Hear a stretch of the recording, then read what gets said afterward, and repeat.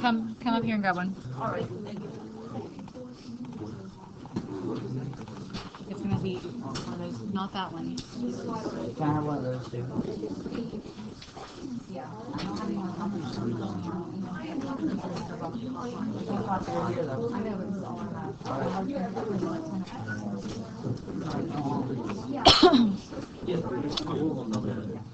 All right, come back to me. 3, 2, 1. Ready?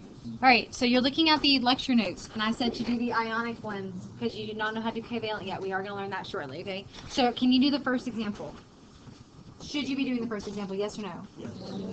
It says trioxide. That to me says prefix, which means No. covalent. So no, skip that one for a moment just so you don't get confused. Can you do the second example? Yeah. Yes, thank you. So go for it. Tell me the ion you wrote first. Fe, charge. Yeah. What's the charge? 3. Because it says Roman numeral 3, correct? Okay, the second ion you wrote. No. What's carbonate? CO3, 2 minus, right? Okay, so you're looking at your polyatomic ion list because it says 8. 8 means like the polyatomic ion list. Crisscross, what you get? Fe2.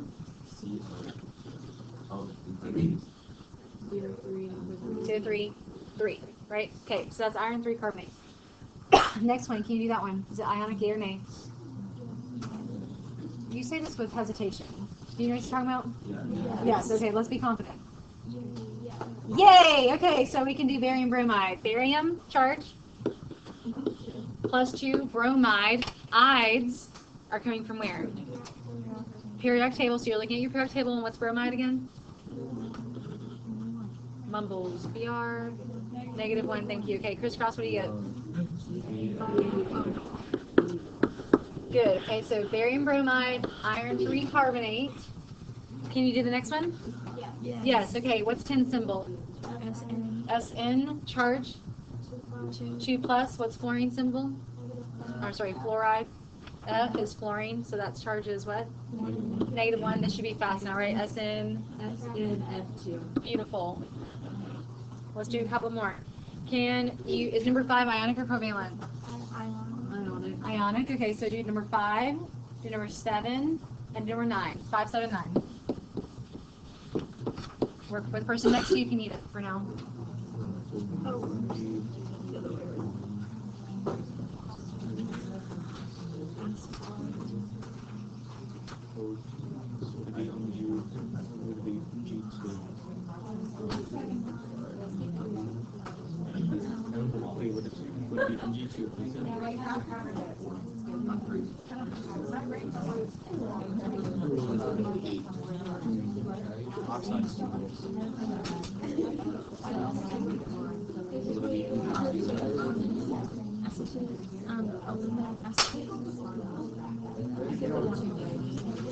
Thank you. And now,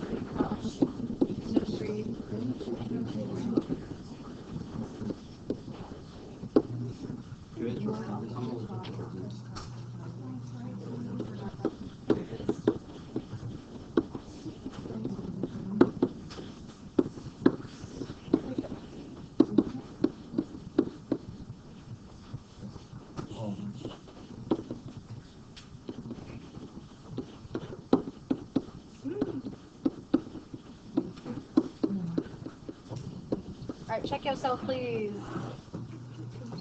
5, 7, and 9. Yes. Okay, on your fingers, tell me how many you got right. 1, 2, or 3? Okay. And questions? Yes. For number 5, would you have to simplify? Oh, Yep. I can see it. Mm-hmm. Well, All right. More questions on 5, 7, and 9? Yes, ma'am. So anytime you have 2 subscripts that when you crisscross your charges, those now become subscripts. When you have those subscripts and they can be simplified to a simpler ratio, you must do that only for ionic compounds. So 2-to-2 ratio is actually a 1-to-1 ratio, so therefore we reduce this down to 1-to-1. Now I'm a fan of parentheses for now, especially since you're still newbies at this. So I'm going to try to keep writing parentheses for a while, like down here, potassium nitrite, because it helps you see part 1, part 2. It helps you see first name, second name. So until you're really comfortable with that, don't drop your parentheses. Even if you're like, oh, it's redundant, there's just ones. Try to keep that for yourself, okay? Yeah. Can you go for 9 real quick? 9. So potassium, K, is in the, Well, it says diet. I think you're on the wrong one. Oh, shoot, I am. Good talk. Let's look at problem set 9 for a minute now, okay? Looking at problem set 9, which you guys have in front of you. I'm gonna scooch through some slides, so don't be distracted by the blur. Oh, I have jokes for you today. Okay. This is plain. Like plain's constant plain? Good one this in life, thanks guys. Alright. Remember kids, the only difference between screwing around and science is writing it down. I just thought that was funny. You guys know who this is? I don't get it. These are Mythbusters. It's like, instead of us just like doing cool experiments and playing around, we just write stuff down. It does look like he doesn't have like the little guy in the background though. Alright, so skipping this for a minute, skipping. I have more jokes, don't look at them yet. Okay, this is the first part of concept 9, yeah? Okay, not the very first part, because the first part's true, false, and then matching. If you guys made it that far, you can do this part, okay? So look at the first couple with me. We're only going to do ionics for the moment. Ready? We're only doing the ionic ones. This is the very beginning of problem set 9. So I checked if you started. If you did not start, you'll get some points off, but please make sure you're with me now, okay? Barium sulfate. First off, is this ionic binary, meaning 2 elements, or ionic ternary, meaning more than 2 elements? Why are you questioning yourselves? Confidence. Ternary, because what's the ending? Sulfate, which means it's a polyatomic ion, so you have to go, let's first find barium. What's barium's charge? 2 plus, because it's in group 2, lost 2 valence electron. What's sulfate? SO4, parentheses 2 minus, okay, crisscross, what you get?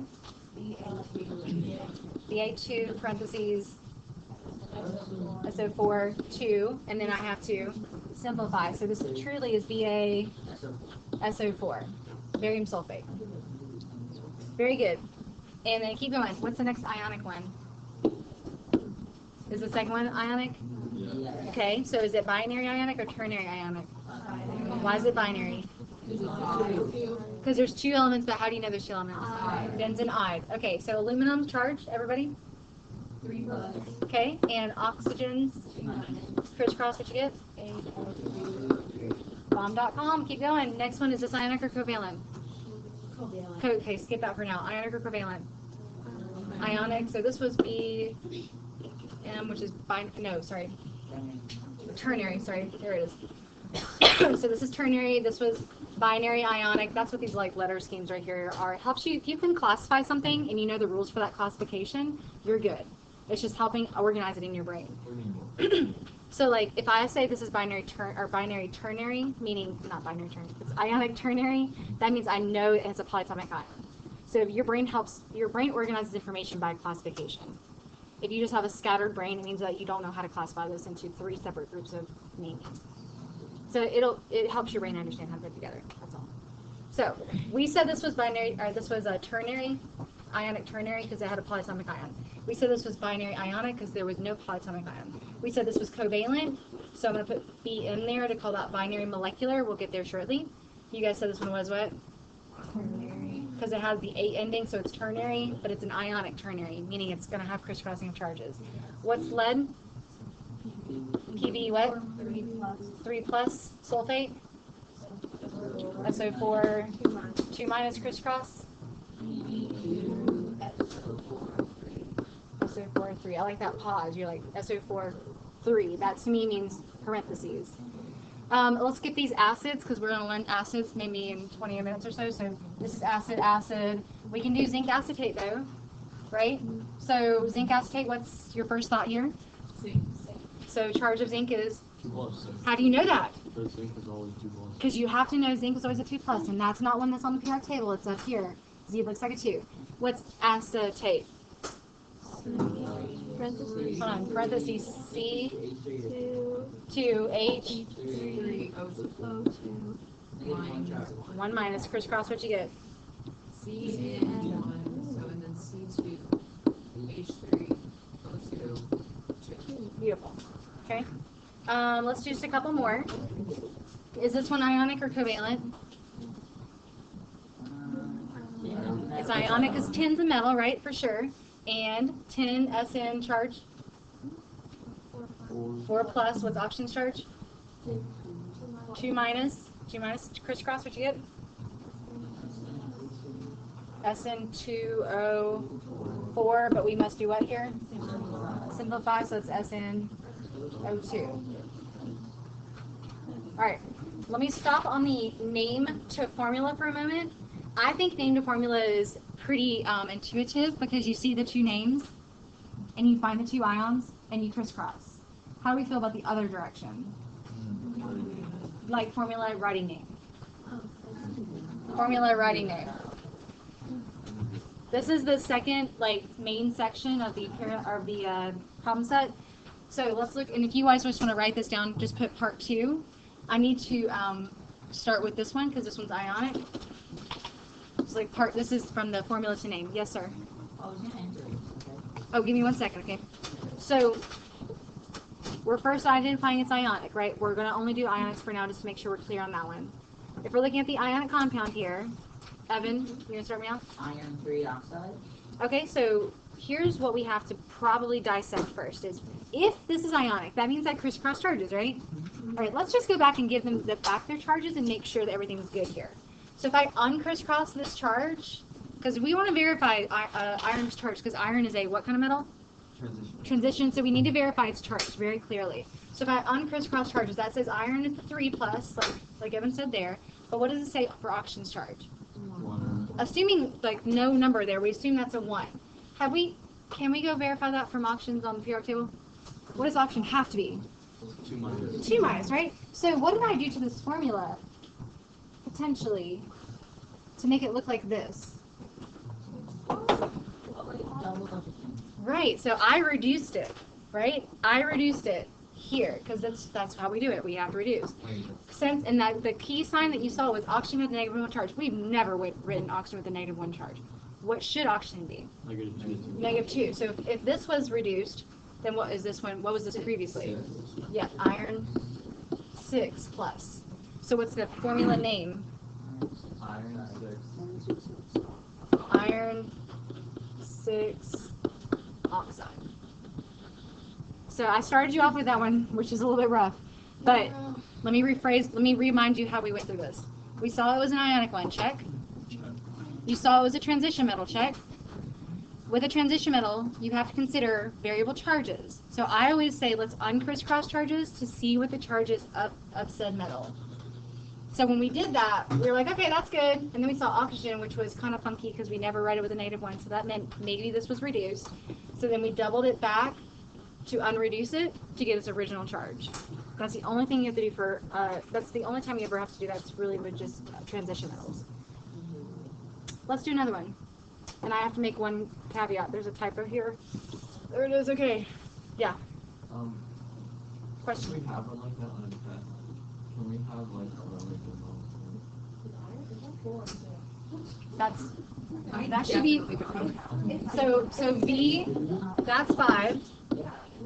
And so when you put the one on the other side, that's a 6, yeah? when the one's on the other side? So one's on like this, that's 4. It's 5 minus 4. You'll feel better with it now. I'm not giving you a Roman numeral chart. Oh my god. We're helping. Why is it iron 6? Yeah. Because, so look back up here, guys. Do not fight about Roman numerals. We got better things to fight about. Oxygen had a -1 when we uncrisscrossed. So we took this 1 that was here and we gave it back to oxygen. But when we verify that oxygen's charge on the periodic table is not a -1, it can never, ever, ever, ever, ever, ever be a -1. It's truly a -2. That gave me the clue that this was reduced in this version. So I had to unreduce it by doubling their charges back again. So we're actually going to skip that one because that one's covalent. Selenium, which is in group can't see. Group 6 is going to be non-metal, so we're skipping them for a minute. Yes? If there was like the original problem, Fe6 plus O1 minus, and you had to double it, and it was Fe12 plus 12. There will you would write 12, but there's never anything. And that's actually a fake compound. Iron never takes on a 6th charge, but now it's filled beans. Okay, so skipping covalent, let's get on to this one. Let's write the first name. First name, just calcium, okay? And then you must figure out if the first part's calcium, the second part has to be something else, but it's one word. So who knew that was? Say again? Say again? Phosphate, okay? You guys kept changing, flip-flopping. You're like fish, okay? So this is phosphate, PO4 is phosphate, which you're looking at your polyatomic ion list until you feel very comfortable with that. But it's not phosphide. What would this be here instead if it was phosphide? Just a P, just from the periodic table key. Okay? Keep going. Next one. Calcium. Name this part. Sulfide. Good. Ide ending means element straight from periodic table. 8 ending means the polyatomic ion list that you hate. Without ice. Ites are from the polyatomic ion list as well. So 8s and ites are from polys. Ides generally. These are polys. And then ides are from the PTOE, except for hydroxide and How do side. you know which one to pick, 8 or ice?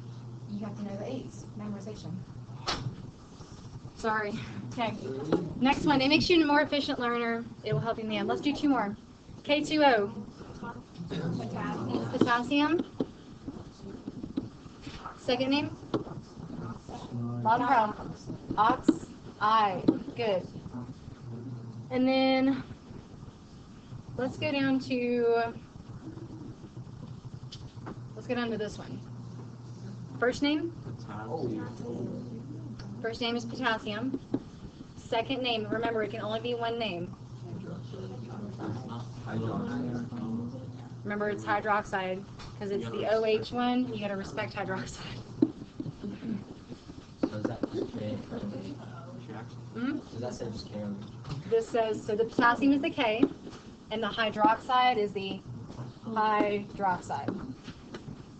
+1, or -1. Alright, let's flip the script real fast, ready? Covalent. Flip over your paper. Flip your paper. Read the section where it says binary molecular covalent. We'll come back to problem set after a while. Read the section that says binary molecular covalent.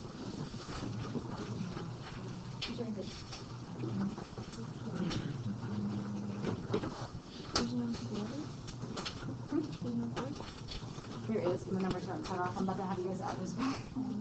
My little text box didn't like me, so we're going to add these numbers back again. Do you guys see the subscripts on the, or the prefixes on the board? Let's make sure that we have this included in our notes here. So I have a box with some prefixes, the other ones cut off the bottom. So add them in. Add them in the box.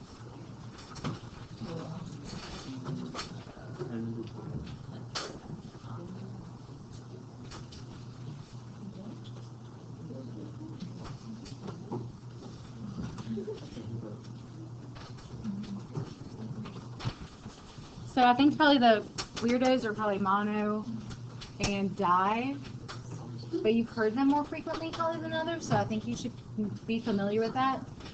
Tri, tetra, penta, hexa, hepta, octa. Where have you heard those before? Like, so tetrahedral from my class, but I was thinking geometry. like geometry, like tetrahedrons, hexahedrons. I don't know if that's a thing either. If I had to go bigger than octa, what would 9 be? Septa? No, hepta is the 7. We don't have No, septa I here. said sep. Wait a minute, 9 is this. Nona or non is 9. 10 is 10 is deca. Thank you. Keep going. 11. I don't know 11. Undeca. I don't know. 11. What's 12? Go down. Dodeca. Dodeca. Okay. 9 is nona or non. Non occasionally. All right. Yes, you're including this on the little box that I just said was here on your sheet. Yes. All right, so stop talking now. Let me finish this up. So the idea is that you have prefixes, and these prefixes are only used in covalent meaning, or only used to help determine a covalent compound. So reminders, covalent compounds are a combination of what 2 types of elements? Nonmetals and nonmetals, right? If you see a metal, don't you dare put a prefix. Because now that I've shown you prefixes, you guys are going to get prefix happy. You're like, oh, dipotassium and tetralithium. No. Okay, it sounds stupid. If it sounds stupid, it's probably wrong. Okay, honest to God, if it looks stupid, it's probably wrong. If it sounds stupid, it's probably wrong. So you're going to start to get the idea of what it sounds like. You get the rhythm. You'll feel really comfortable with this. So anything that's on the left side of the periodic table will be metals. Do not use prefixes. So we only want to use those for covalent. There's a couple more instructions on these, and then we'll do some examples with this. Ready, Grace? Ready? I love good responses. Great. Oh, sorry. Before I didn't mean to pull it out yet. The prefixes that are here, these are all basically representing the subscript of that specific element. So there is no there are no crisscrossing, there's no ions, we don't switch prefixes, we don't switch charges, because there's none of that. The prefix is the subscript of that element. So we'll make sure that we're not switching anything here. These are simply, as you read them, you write them. So let's read it and write it. Ready? Carbon. Dioxide.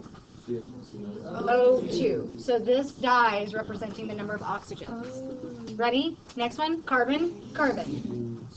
Monoxide. How many O's? 1 O. I could put a 1 there, but it looks kind of ugly, but you can still write it if you want to. Okay, what's diphosphorus? P2, so there's 2 phosphoruses, and then pentoxide. O5. This one you read and write. I don't even look at the periodic table unless you just don't know what a symbol is, and that's the only reason you would ever need to here. So keep going. N2O. Okay, keep going on your end paper, not out loud.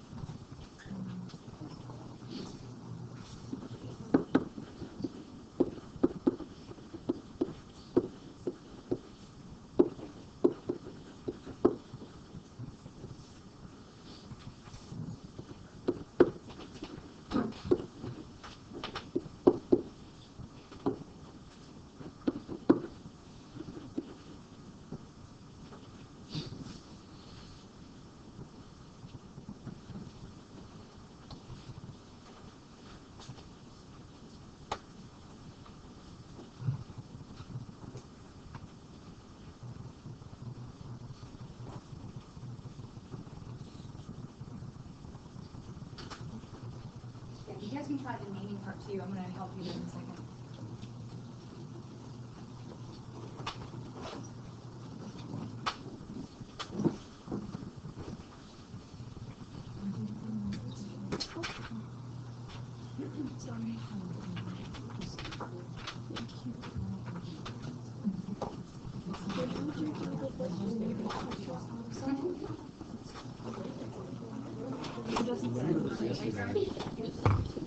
This one's so much easier, so much, yeah.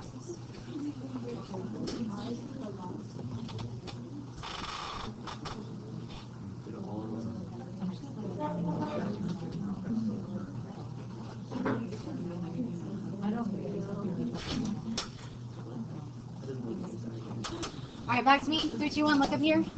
Can you guys check these first really fast before I move on to the next part?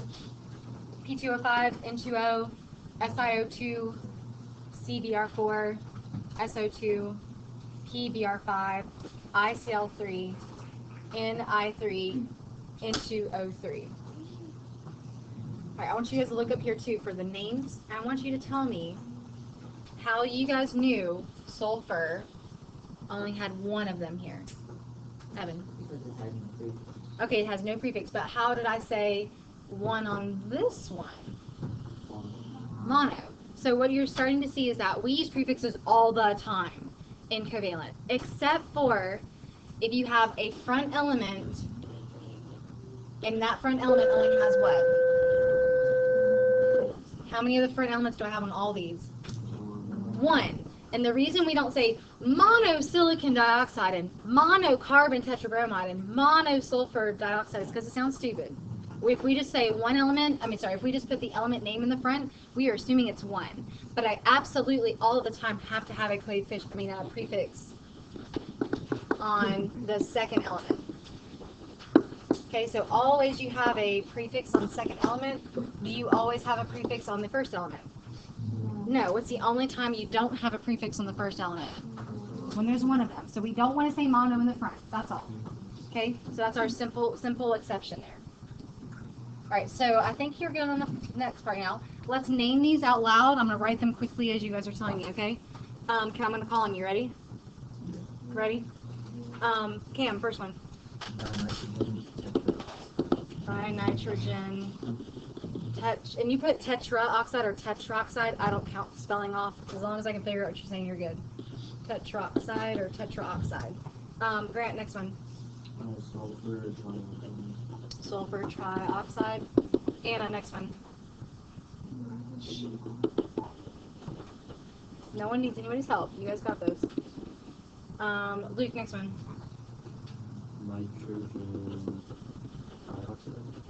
Nitrogen dioxide. Nicole, next one. Oh, I'll give you. Sorry. This is arsenic, just in case anybody needs to know AS. Arsenic.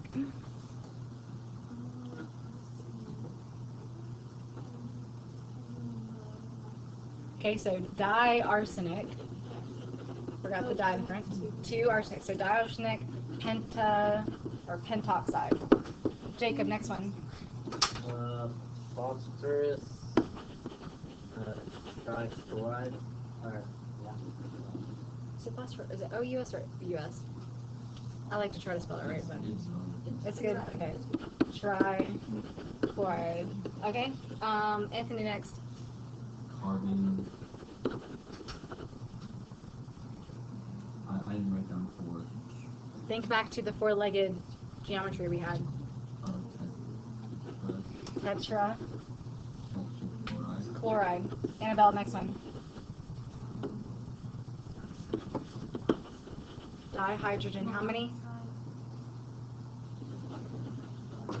Monoxide. Also known as water. Evan, next one.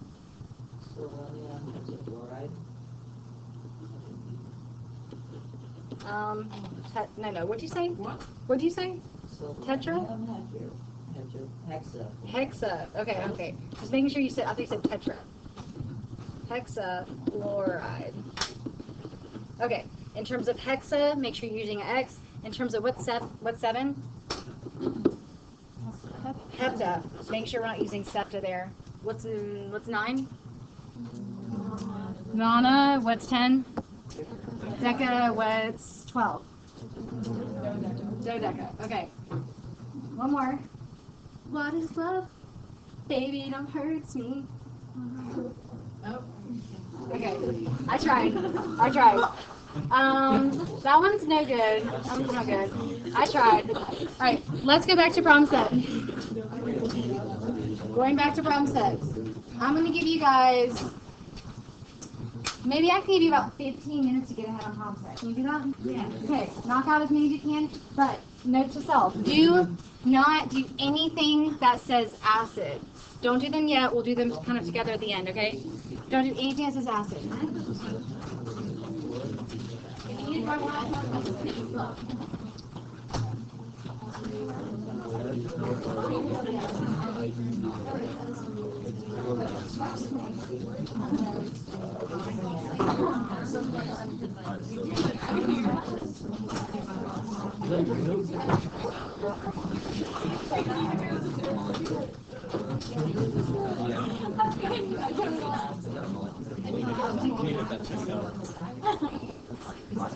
Can you get to 11 word?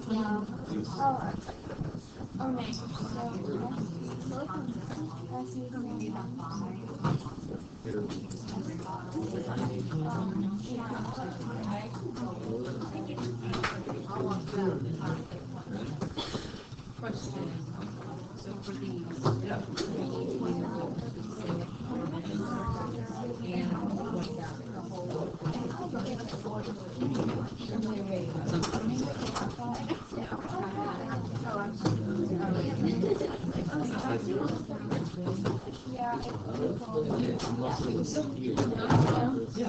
Yeah.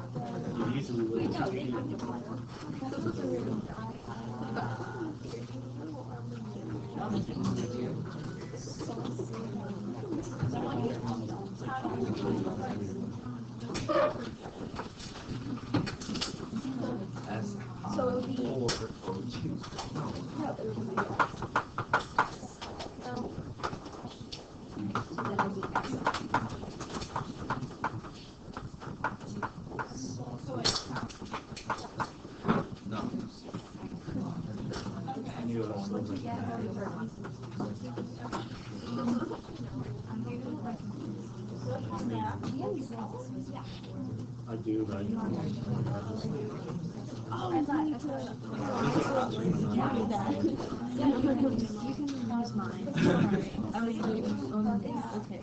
like really all I have to do is like look at the people and like two spaces on the page.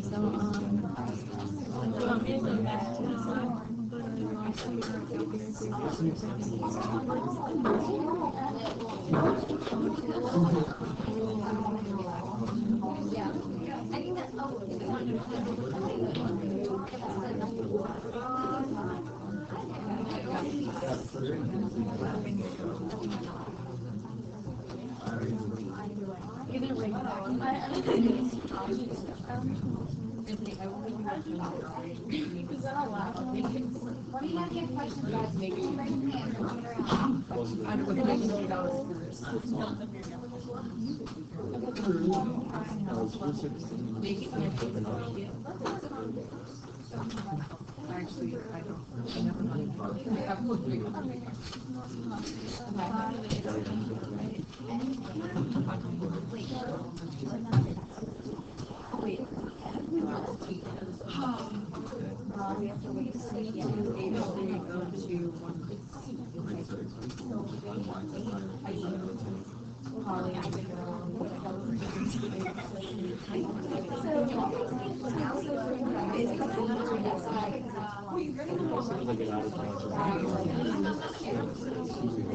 Yeah, but like, wow, look at all this.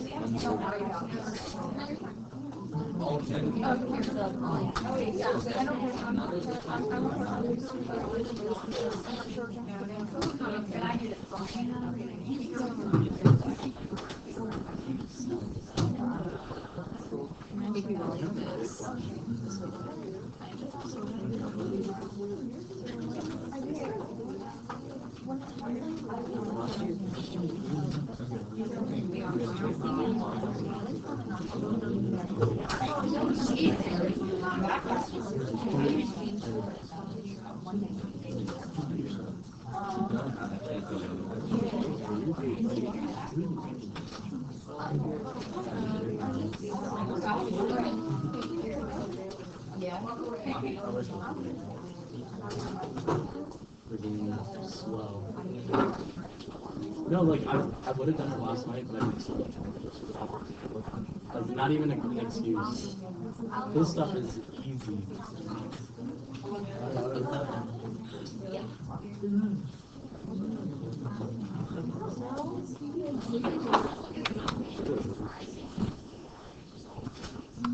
One second, Howie.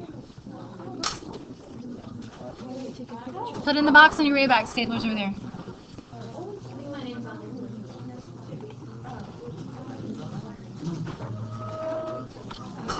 All right, Peyton.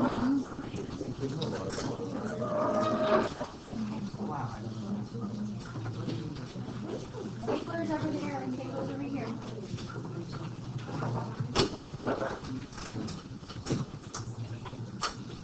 So guys, if you have your laptop, put your laptop up for me while we wait on people to turn papers in. We're going to finish up our next acid. We're almost on the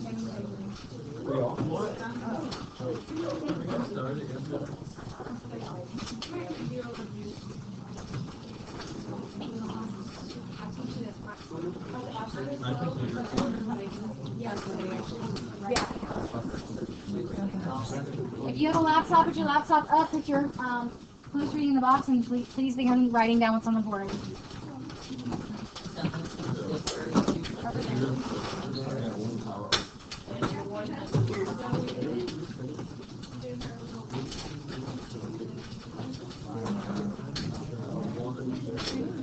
If you're not in your seat, please go back to your seat. Thank you.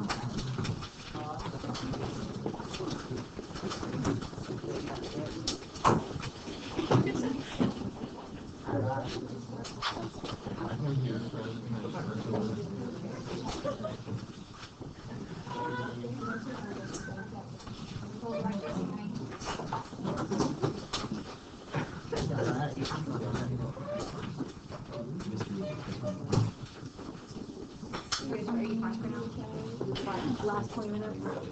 Yeah.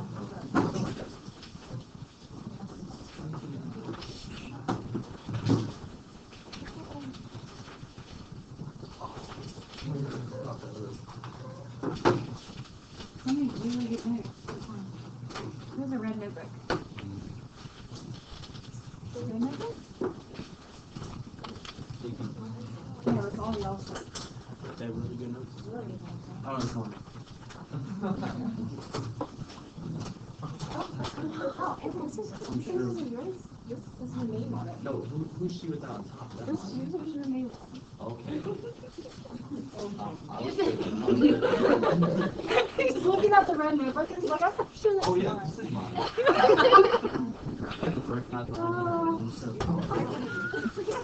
It's fine, alright guys. So let's finish up our acid nomenclature lesson. Write what's on the board for me.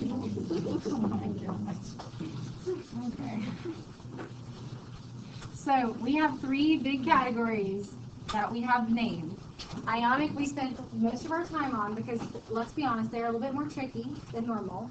So we have ionic, which has binary, and then the ternary ones with the polyatomic ions, and then the ones with the transition metals, which have that extra step with the Roman numeral.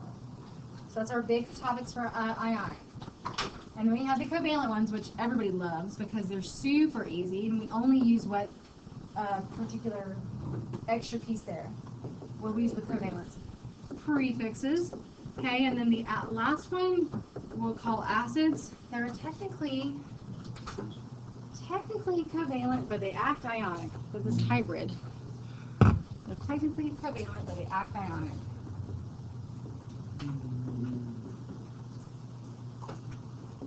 So you should be classifying compounds in these three separate categories.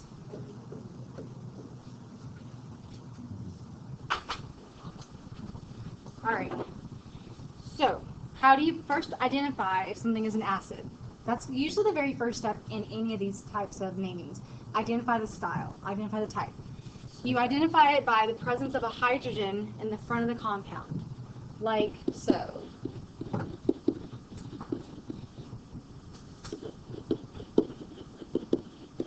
If you have a hydrogen in the front of your compound, you are an acid. Those are some just examples there. If you are, excuse me? C2H3O2? Oh.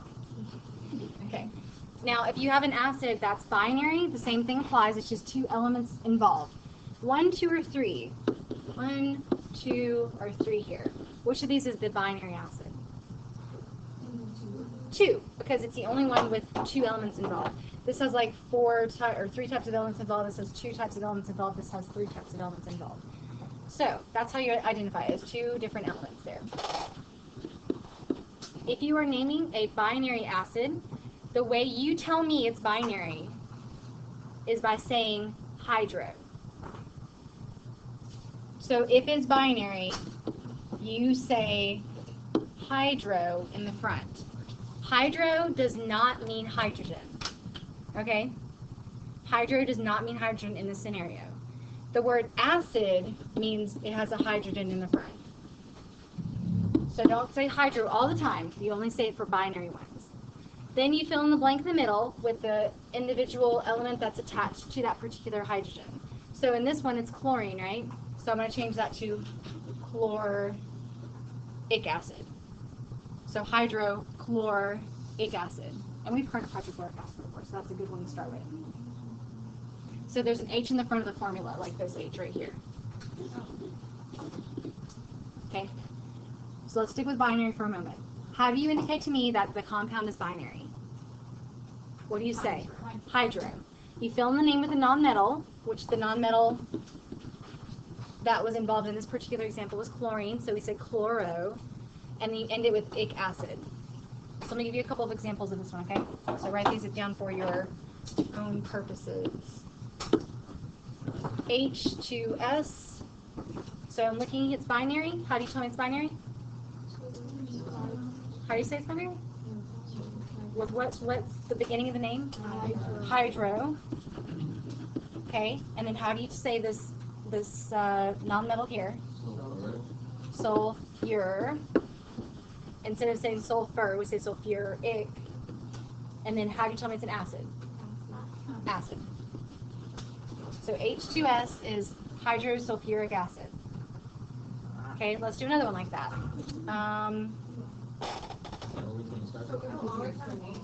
If it has an H in the front, it's an acid, and if it's a binary acid, you must start with hydro. 1 second, okay? HF. Fluoric acid. Evan, what's up? If that was the case, we'd actually have dihydrogen monoxide, so that would be water. Don't make water crazy. Don't make it more complicated. Okay, so we're going to do some more of those in a second. So if we have a ternary acid, that means that we have more than two elements involved. So do not say hydro, because again, what does hydro mean? Binary. It means it's binary. So if it's not binary, don't say hydro. You just go straight to the chase. You name the polyatomic ion involved, because of course there would be a polyatomic involved, simply because that's the only way we got to the point where we have more than two elements. So you name the polyatomic the polyatomic ion, and you end it with acid. Now, you probably saw this part where it's like, okay, this is getting a little bit weird. We've got some endings changing.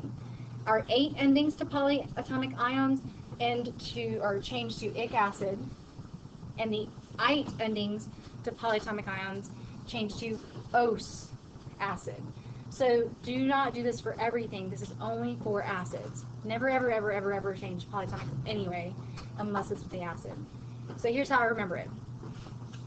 Now, some students made this up for me like 7 years ago, so bear with me.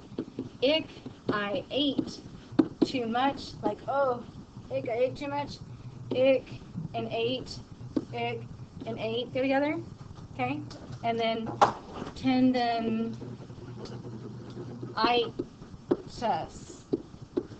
Tendinitis. So ick, I ate too much, and I've got tendinitis. That's how we remember how these go together in terms of their naming. If you find something better, I like stupid. I'm good with that. But give me something better, and I'd be happy. All right, so we're going to use this to name a couple now, okay? So I want you to name. I know that's not how you spell tendinitis. I'm spelling it that way just to match that system, okay? So everybody look here. HNO3. First of all, we can tell it's an acid how? H in the front. Okay, do I say hydro here? No, because it's ternary. So I'm going to go look at this guy who is NO3. Like, what polyatomic ion is that? That's nitrate. NO3 is nitrate as the ion. But I can't end it with 8. Nitric. And then acid. So I'm changing the 8 to nitric acid. Let's do another one. Okay, is this an acid, yay or nay? Yay. Okay, is it a binary acid, yay or nay? Nay. So do I say hydro? No. So I go straight to the polyatomic. Who is this in terms of polys? Nitrite. Nitrite. And we're going to take off the nitrous acid. Okay. Now, of course, yes, it's another category, but we're going to need to go ahead and practice a couple more of these. I printed something for you. Why are you complaining about me printing stuff for you? That's all. Okay, you can do that. You print for the class next time? All right, we're going to go here and here. You ready? There's nothing on the back of this one. There's nothing on the back of this one, so this one is just one page.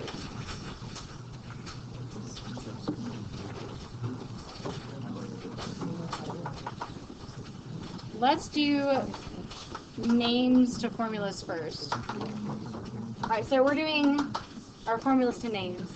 Yeah. Let's do 16 to 30 first, okay?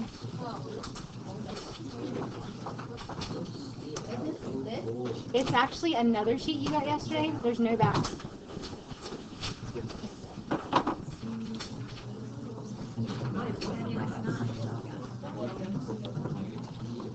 All right, ready?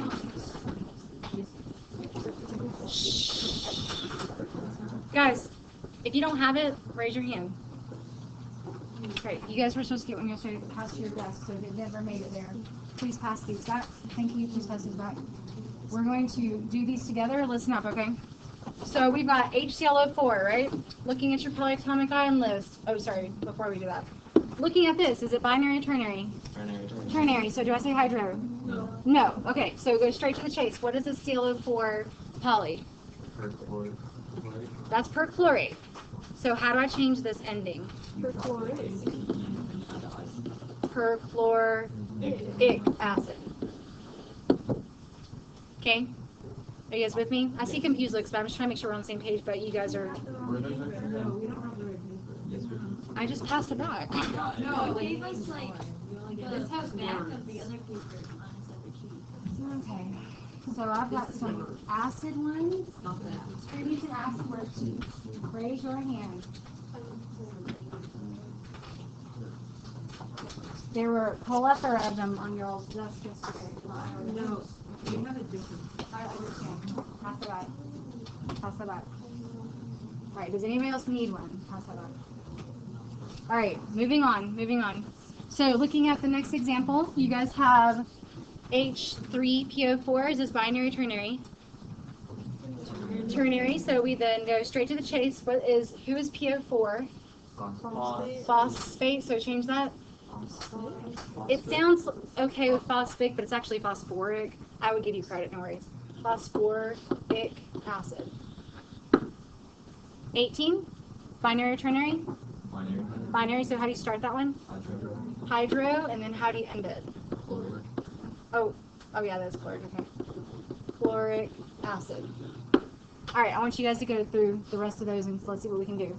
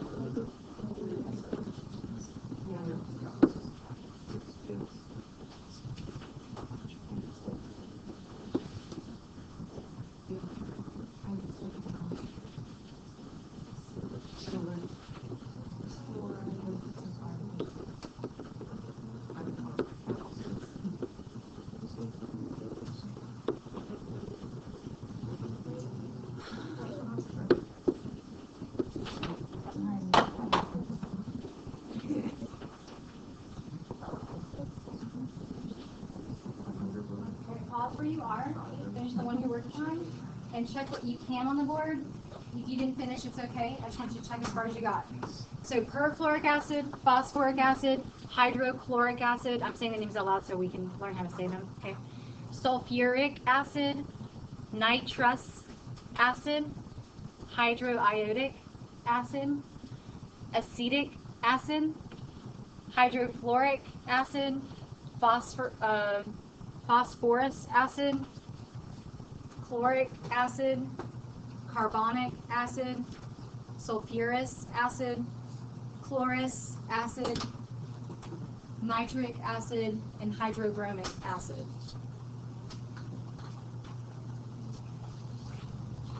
So I'm videoing too if you want to write more, but the idea is that you can go from from formula to name. We're going to do maybe just 2 or 3 examples of name to formula to indicate that idea of how acids are technically covalent since they have 2 nonmetals or more than 2 nonmetals, but they truly act ionically, meaning we will crisscross their charges. So we're going to do a couple of those. Ready? If you didn't get to all of them, it's okay. If you can do it once, you should be able to do it 10,000 times, right? So the idea is that you're getting the practice that you need. Right, this is your writing, and if we don't get too many examples today, it's okay, we can do more memory. This is the information on how to write your compounds. Make sure this on your page.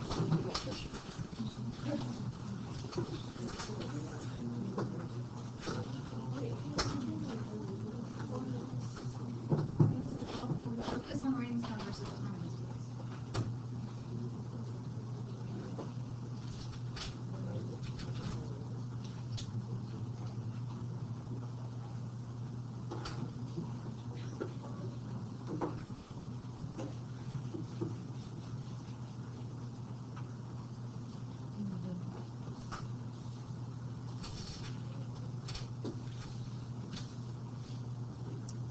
So we're treating the compounds as if they were ionic, meaning we must grab their charges. And if we get charges, what do we do with the charges? What have we been doing with charges? Crossing them, right? So we're going to crisscross charges.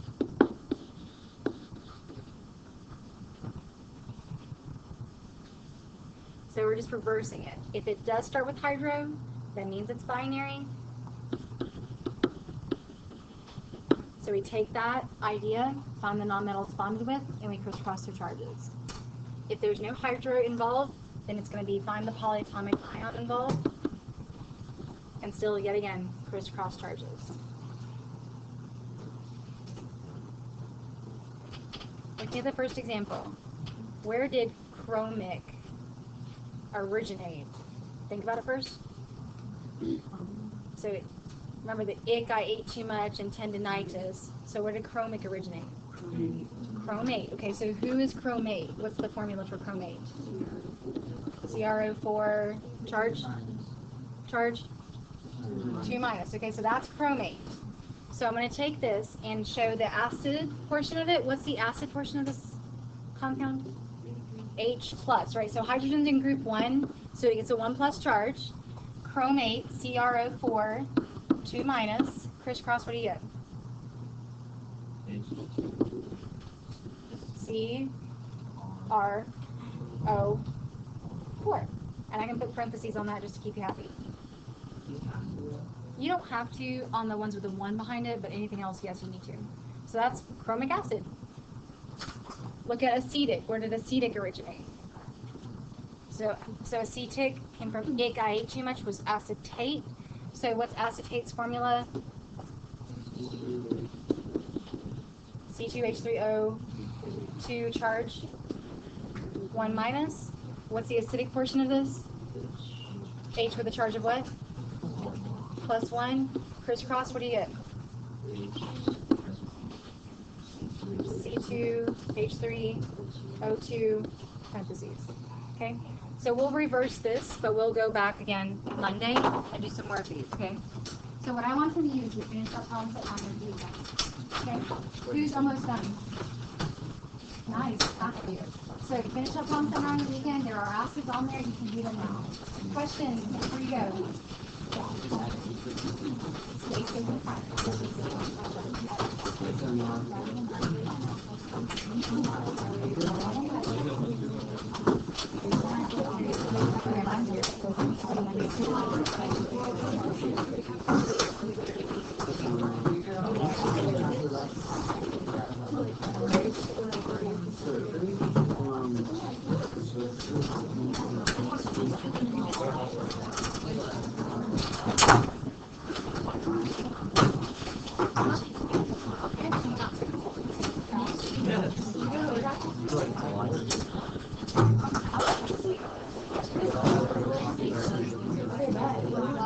There you go.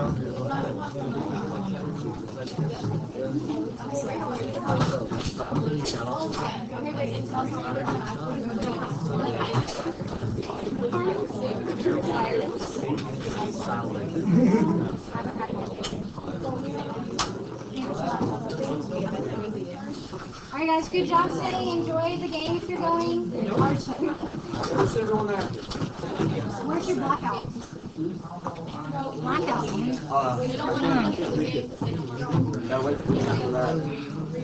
Crazy.